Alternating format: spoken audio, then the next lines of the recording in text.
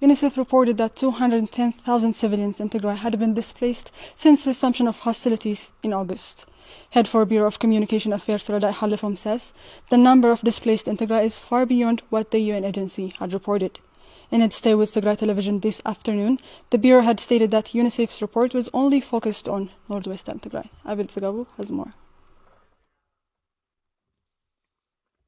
In his brief stay with Tigray television, head for the Bureau of Communication Affairs, Radai Halifom said the magnitude of newly displaced people in Tigray is far beyond what UNICEF reported on Saturday. In its report on humanitarian situation in Ethiopia last week, the UN agency said more than 210,000 people have been newly displaced in Tigray since the resumption of hostilities in August. I think this report is only from Shira, from Adidaro and its environs. It doesn't include the places in eastern Tigray, in southern Tigray, or in other places that these aggressors are occupying. So one of the targets, what they are doing, these forces, is just to displace Tigray, the whole people of Tigray. Radai said Eritrean forces and allies are fighting to displace more than 3 million people just in this round of fighting, adding that behind the bombardment of civilian residential area was to displace people from their homeland. As their plan is to displace more than 3 million Tigrayans from their homeland. The situation, even before the resumption of this war, millions of Tigrayans were displaced. Only from the western Tigray, there were 1 million displaced people in Tigray. So now the situation is extremely aggravating. Every day there is displacement. Whenever they bombard or they attack or strike by artillery or drones, their target is just to displace people. So the situation is not simply a crisis, it's really a severe catastrophe. The Bureau head also stated that the new round of invasion has brought health care and nutrition system in Tigray to a near collapse. He said the people of Tigray are suffering in the eyes of the world. People didn't have food even before the resumption of this war. They didn't have health care services even before the resumption of this war. Now, an additional crisis is already added to this severe situation. So the whole of Tigray is under extreme catastrophe. So I can say this, even if it is really, the war catastrophe really captures the whole suffering of the people of Tigray by now. It's beyond the words that we know. It is beyond the experiences that we know. Because under this, I can say, modern world, the people of Tigray are extremely suffering in the eyes of the world. The world know everything, as I said in the introduction, but had nothing to save the people of Tigray. UNICEF included in its report that humanitarian response to new and existing displacements in Tigray remains constrained, where restrictions on the movement of humanitarian supplies, cash, fuel, and staff continue to limit intervention programs. The report also said access to primary health care in Tigray for children and lactating women has shown a sharp decline of 84%. 2 civilians killed in an aerial attack on a farmland. The airstrike was conducted by Ethiopian Air Forces on the 26th of October in the district of Ndabatsahma in central Tigray. Our reporters spoke with residents of the area who said they found bodies dismembered and farmlands destroyed. Our reporter Sablor Kalama has more on this. Airstrikes on towns and villages in Tigray have become a constant occurrence following the resumption of the war around the end of August, characterized by civilian deaths and destruction on their properties. On October 26, a fighter jet belonging to the Ethiopian government hit on a farmland in Indachawa vicinity of Ndabatsahma district, central zone of Tigray, killing at least 2 civilians and injuring several more. Witnesses of the airstrike say they had witnessed dismembered bodies of victims on their ranch. It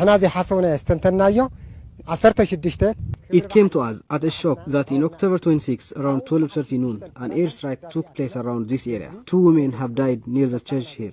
I've seen many wars in my lifetime, but I've never seen anything like this before. We didn't think that this would ever happen. We were sitting around this area, and that was when the fighter jet came and hit. I saw a woman's body totally dismembered. She was beheaded. Another woman's leg was cut off. This is such a horrible atrocity. How can I possibly describe it?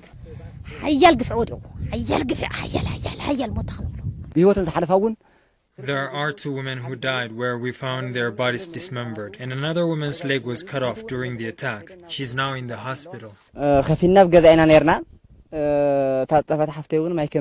We were sitting at home, but my sister wanted to go out to fetch water. However, the strike hit her on her house's threshold. As a result, 2 innocent civilians died out here. Residents of the area and witnesses of the airstrike say the attack targeted a farmland ranch in a time of year where crop is being harvested, leaving them endangered on the top of the already existing man-made starvation. It's a fighter jet that came and attacked. We have never thought that this atrocity would happen to us. Our crops are destroyed now. All the plants, corns, wheat, teff, and other grains we cultivated are completely ruined. We don't know what we're going to eat afterwards. All of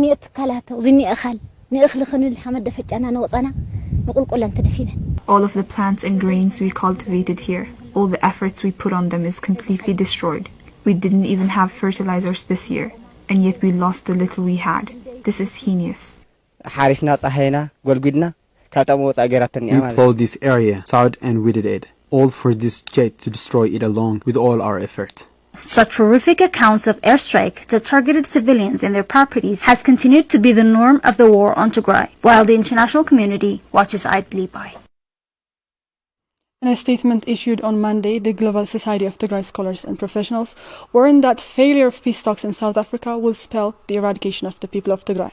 The society warned that recent invasion of Tigray undermines the safety of civilians and is intended at dislocating and depopulating major towns in the region.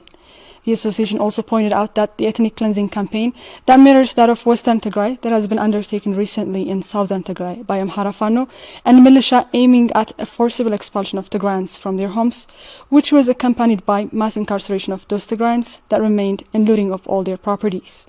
In light of this, the society stressed the need for a peaceful end to the genocidal war waged against the people of Tigray and called on all actors in the negotiation to take measures to ensure the success of the ongoing peace talks.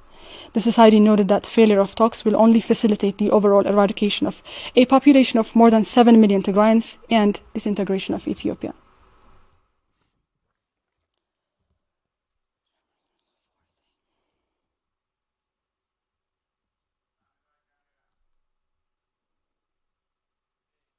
Eritrean prisoners of war say government continues to force citizens into the war on Tigray. The prisoners of war state that the Eritrean government was torturing and arresting those who refused to join the military. Abraha Gebretensay has more.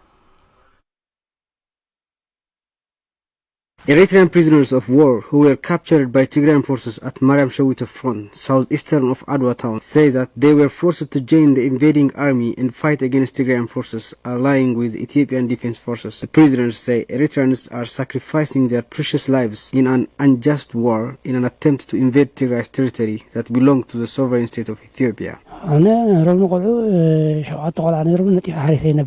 I'm a father of 7 children.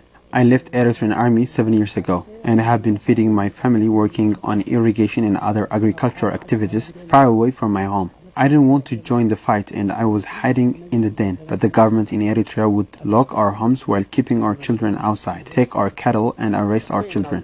I had to go and secure my family by joining the Eritrean army and fight against Tigray. This is the story behind every Eritrean soldier. You can do anything to save your children. We are forced to come here. I'm 56 years old and I was out of military service for more than 7 years because of illness. But this time, I was forced to come into a battlefield in Tigray. The government in Eritrea is forcing everyone to join the army by arresting children, wife, and locking houses and taking cattle. Every man joins the army to save his children. The prisoners also said Eritreans do not want the fight and no one is engaged in it based on his consent, but forcefully pulled into it by the government in Eritrea. Eritreans are peace seekers. They want to live peacefully, work and feed their children. But this war made everything impossible. Eritrean officials would tell us we have to join the army regardless of our age. They would say 50 years and 60 years old Tigrans have joined the fight and we had to do the same. They forced us to go to the battlefield in our 60s.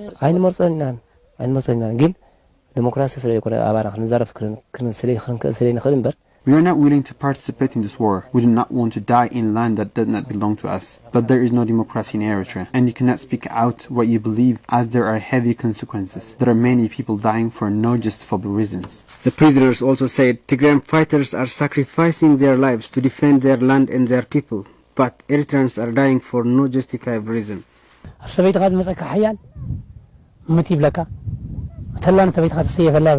Even our religion says you must sacrifice yourself to defend your land and your wife. What the Tigray doing is the right thing. They are sacrificing to defend their land. I think God is on their side, as they have justifiable reason. But Eritreans are dying for nothing but invading others' land. The whole Eritrean army is actively participating in the tense war in Tigray that has been raging for more than 2 months since its resumption in mid-August 2022, breaching the 5 months long humanitarian truce. Aid supplies into Tigray have been suspended ever since, and the lives of more than 6 million Tigrayans are on the brink now. Subhedri International Civil Society wrote to the United Nations calling for an immediate action to stop genocide against the people of Tigray.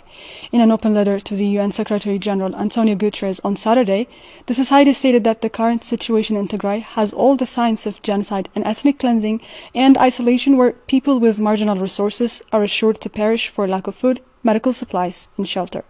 Subhedri said the recent detention of hundreds of young people in concentration camp around Addugoshu by Eritrean forces and disturbing reports of extrajudicial killings of civilians in Shira and Adwa were a grim reminder of the short-lived occupation and proof that the worst is yet to come if immediate action is not taken. Subhedri called on the UN office to take necessary action to prevent more catastrophes and restore basic services and allow unfettered access to aid organizations. The society also called for independent and transparent investigations to be conducted to the crimes committed in Tigray and declare Tigray as a safeguard zone under United Nations protection, similar to what was done in Bosnia, Cyprus, Iraq and other countries.